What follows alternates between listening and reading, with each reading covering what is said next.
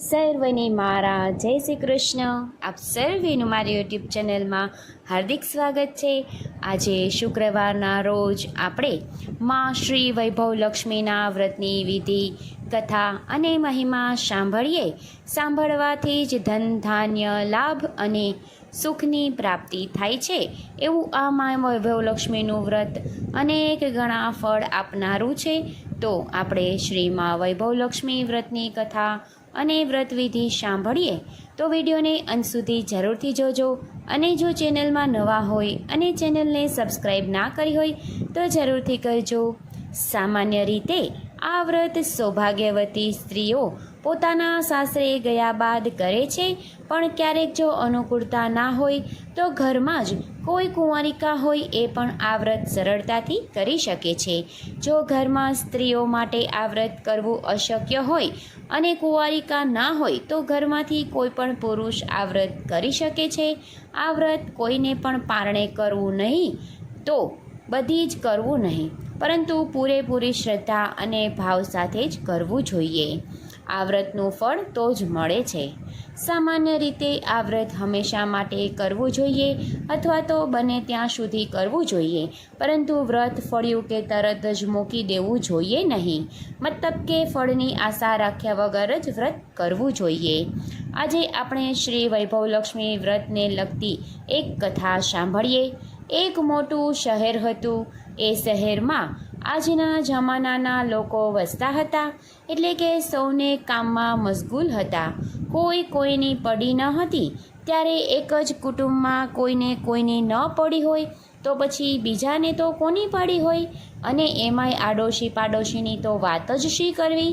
અને જ્યાં આગળ આવવું હોય ત્યાં આગળ ધાર્મિક પ્રવૃત્તિઓ તથા દયામાં ક્યાંથી ને હોય. સ્વાભાવિક રીતે ઓછા થઈ ગયા છે દયાભાવના. એને બદલે નીતિ અને તે વિશ્વાસ, જુગાર અને દારૂની એકબીજા અનેક વ્યસનોના ભોગ લોકો બનવા લાગ્યા છે. લોકોના મનમાં તો પૈસા મારો પરમેશ્વર જ, અને પૈસો એ સિવાય બીજું કંઈ છે જ નહીં. પરંતુ ખારા સમુદ્રમાં કે મીઠી વીરડી પણ હોય છે, એમ ખરાબ માણસોની વચ્ચે ક્યાંક સારો માણસ પણ વસતો હોય છે. આવા સારા માણસો પણ એક હતા, મને બીજા હતા. મંગલ, મદન અને મંગળ આ બંને પતિ પત્ની હતા, અને તેમના ધાર્મિક વૃત્તિ ઘણી બધી સારી. તેઓ સુખી અને સંતોષી હતા, વિનય અને વિવેકી હતા. જ્યારે તેઓ ઘરમાં નવા થયા ત્યારે ભગવાનનું નામ લેવા જ પોતાના ફુરસતનો સમય ગાળતા હતા. નવરાશનો સમય એટલે ભગવાન સાથે વિતાવાનો સમય. ગરીબને તેઓ જરૂરી મદદ કરતા, એટલા માટે લોકોમાં એમની ઘણી વાહવા બોલાતી હતી. પરંતુ કેટલીક વખત ભગવાનને પણ માનવીની અદેખાઈ આવે છે, પરંતુ ભગવાનની ઈચ્છાને કોણ પાર પાડી શક્યું તે આપણે પામી શકીએ.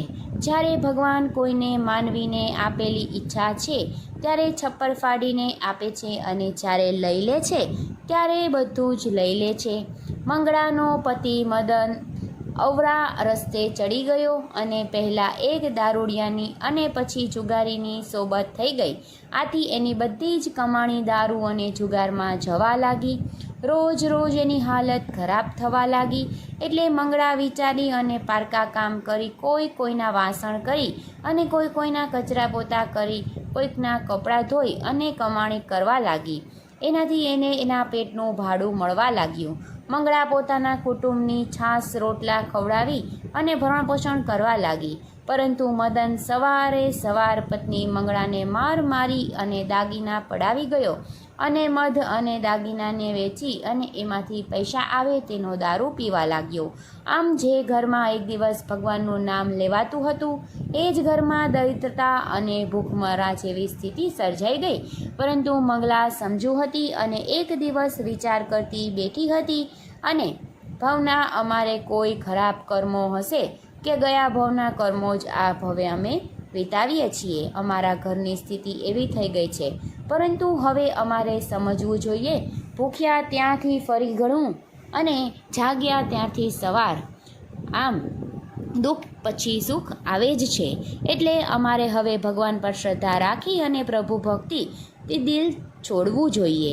આમ વિચારી અને મંગળા તો પ્રભુ ભક્તિમાં લીન થઈ ગઈ અને સમય મળે ત્યારે ચિંતા કરવા લાગી કે ખરાબ માર્ગે ચડી ગયેલા મારા પતિને મારે સાચા માર્ગે ચડાવવા કેવી રીતે. એ તો આખો દિવસ જ કંઈક થોડી ઘણી કમાણી કરતો હતો, તે બધી જ દારૂમાં ઠલવી દેતો. રોજ રાત્રે સૂતી વખતે મંગળા ભગવાનનું નામ લઈ અને સૂતી અને લક્ષ્મી દેવીની 5 માળા કરી અને પછી આંખો બંધ કરતી. એક દિવસની વાત છે.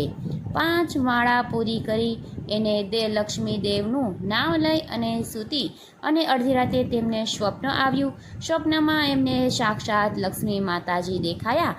એક ડોશીનું રૂપ ધારણ કરીને આવ્યા હતા, છતાં એમના મોઢા ઉપર ગજબનું તેજ હતું.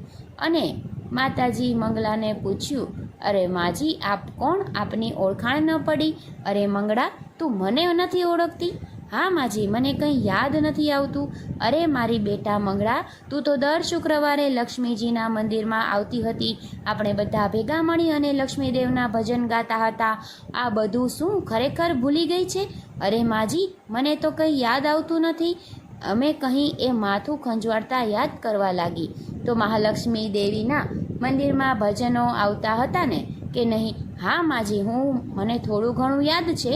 તો ભજનો ગાતી હતી એ વાત સાચી, પણ મને તે યાદ નથી આવતું કે મેં આપને ત્યાં આગળ જોયા હોય એવું. હમણાં ઘણા દિવસથી ત્યાં આવી નથી, પછી મને તમે યાદ નથી હોય. માં, હમણાં એ અવળે રસ્તે ચડી ગયા છે અને તેથી આર્થિક પરિસ્થિતિ પણ ખૂબ જ ખરાબ થઈ ગઈ છે, એટલે આવી શકું તેમ નથી. બેટા, તારી વાત જાણતા હું બધું જ સમજી ગઈ છું.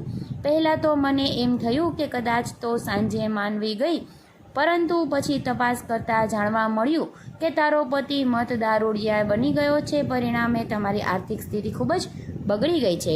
આમ કહી અને માજીએ મંગળાને વાંસામાં હાથ ફેરવવા માંડ્યા અને તેમને મંગળે ધ્રુસકે ધ્રુસકે રડવા લાગી.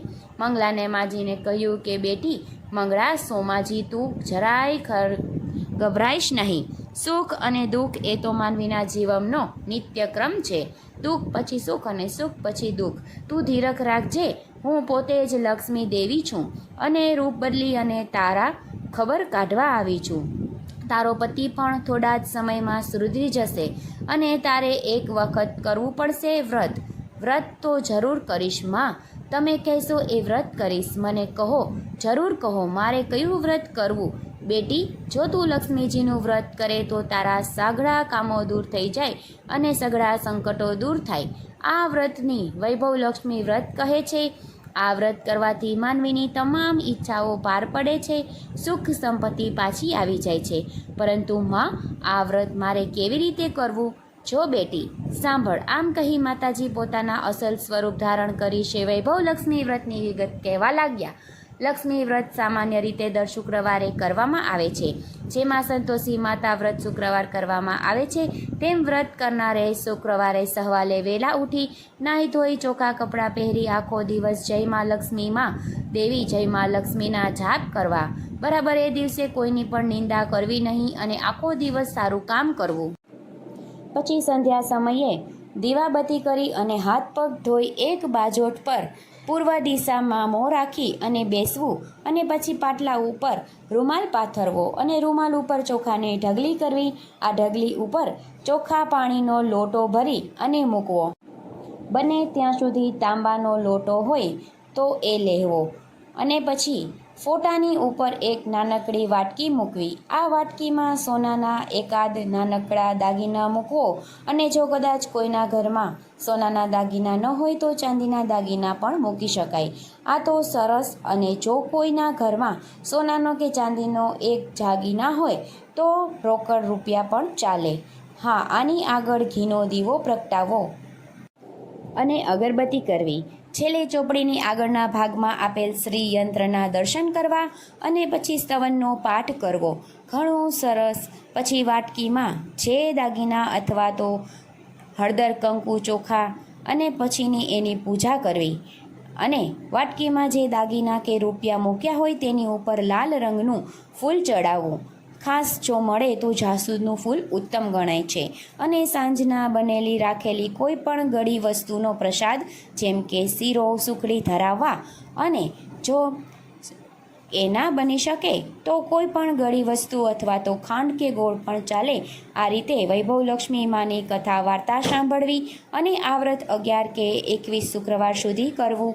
આટલા શુક્રવાર પૂરા થયા પછી વ્રતનું ઉજવણું કરવું અને છેલ્લા શુક્રવારે જ્યારે ઉજવણું કરવાનું હોય ત્યારે નાળિયેર વધેરવું, ખીરનો પ્રસાદ કરવો અને રાજકુંવારિકાઓ તથા સૌભાગ્યવતી બહેનોને કંકુ ચાંદલો કરી શ્રી વૈભવલક્ષ્મી વ્રતની ચોપડી ભેટ આપવી અને પ્રસાદ લેવડાવવો. આ રીતે શુક્રવારે વૈભવલક્ષ્મી માની પૂજા કરવી અને જે સંકલ્પ ધાર્યો હોય એ પૂરો થઈ ગયા બાદ ફરીથી મા વૈભવલક્ષ્મીના શુક્રવાર ચાલુ રાખવા હોય તો રાખી શકાય છે, અથવા તો 11 અથવા 21 સંખ્યામાં શુક્રવારનું વ્રત કરવું અને આખો દિવસ જય શ્રી વૈભવલક્ષ્મીમાં મંત્રના જાપ કરવા. આમ બોલો લક્ષ્મી માતની જય.